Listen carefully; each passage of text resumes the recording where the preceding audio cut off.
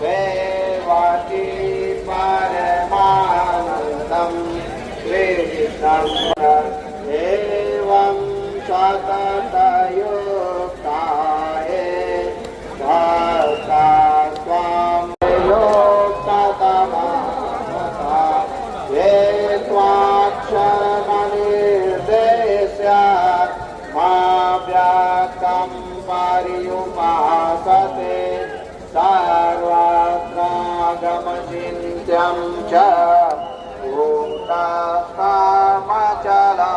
ध्रुवे प्राप्नुवन्ति मामेव सर्वभूतहिते रतां क्लेशोऽधिकचेतसाम् अव्यस्तायिगतिर्दुःखम् नमः।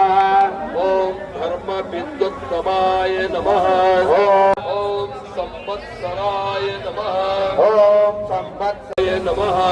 ओम पुरुषाय नमः। ओम प्राणाय नमः।